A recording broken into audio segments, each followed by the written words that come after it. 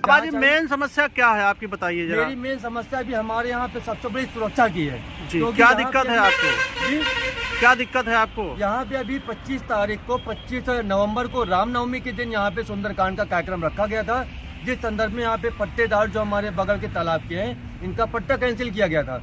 उससे संदर्भित उन्हें खुन्नस और इन्होंने धमकी दी थी कि आपको आने वाले समय में आपको बहुत भुगतना पड़ेगा, आपने मेरा पट्टा कैंसिल करा के अच्छा नहीं किया है। उससे संदर्भित हम लोगों ने न्याय की गुहार के लिए हर जगह आपने पत्र दिया, थाने से लेके एसडीएम से लेके मुख्यमंत्री के पास तक, लेकिन कोई विशेष सुनवाई नहीं हुई। अभी 4 दिन पहले यहाँ का एक मामला हुआ था, जिसमें अभी हमारे कुछ यहाँ के भक्त हैं जो आप बगल में देखे रामदास जी हैं, जो यहाँ मंदिर के सबसे प्रमुख सहयोगी हैं। ये मंदिर पे यहाँ पे आरती के बाद बगल में वहाँ बैठे थे और बगल से इनके गुजरते हुए जो पट्टेदार के चौकीदार हैं, पट्टेदार का नाम है राजेंद्र, उनकी पत्नी के नाम है ये पट्टा, और ये सरकारी कर्मचारी भी हैं, आप ये सोचिए। और इनके चौकीदार हैं, चौकीदार ने बाकायदा यहाँ पे नशे में जाते हुए इनको बुलाया, उनको बड़े अपशब्द भाषा का प्रयोग करते हुए गाली गलौज भी किया। बाद में हम तुरंत पूजा छोड़ के, मैं आरती कर रहा था जी, और तुरंत मैं पूजा छोड़ के वहाँ पे गया। उनको अभी चूंकि नशे में थे, मैंने उनको सीधे कहा कि भाई साहब आप अभी जाओ, क्योंकि आपसे बात करना उचित नहीं है। मैं उनको तुरंत वहाँ से हटाया। उसके बाद फिर हमारी पूजा भी अव्यवस्थित हुई।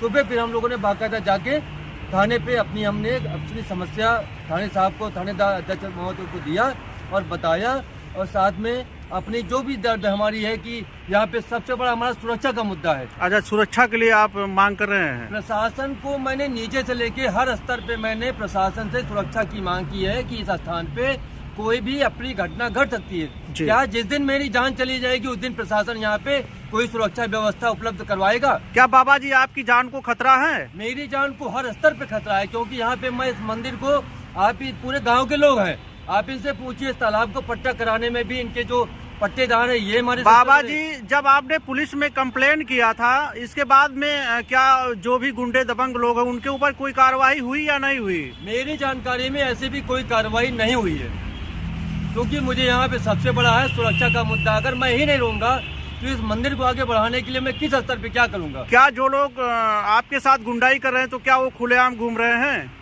अब ये तो मुझे जानकारी, क्योंकि मैं मंदिर पे जाकर रहता हूँ, मुझे भय इस चीज का है कि अगर मैं दाएं बाएं ज्यादा कहीं, मैं बिल्कुल कहीं नहीं जाता हूँ, मैं अपने मंदिर पे जाता रहता हूँ। उसके बाद जो मेरी व्यवस्था इस आगे बढ़ाने के लिए कहीं जाता भी हूँ तो मैं लगभग प्रशासनिक अधिकारियों के पास में जाता हूँ। क्या मांग करते हैं आप, ये बताइए? हम प्रशासन से मांग करते हैं कि प्रशासन यहाँ पे उचित व्यवस्था के तहत सुरक्षा उपलब्ध करवाए, क्योंकि यहाँ पे बहुत बड़ा मुद्दा है।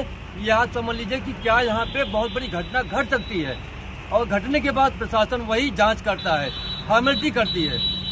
जब पता है कि यहाँ पे अगर आदमी को जान का खतरा है, जान माल की धमकी दिया है साहब ने उन्होंने, अगर उसके बाद भी प्रशासन को लिखित कार्रवाई, अभी थाना अध्यक्ष महोदय ने परसों रिपोर्ट लगाई है, रिपोर्ट में भी जांच आख्या प्रस्तुत की है। उस जांच आख्या में दिखाया है इन्होंने कि मैंने मंदिर से संबंधित अपनी जान की, माल की सुरक्षा की गुहार लगाई है और सुरक्षा की मांग की दी है।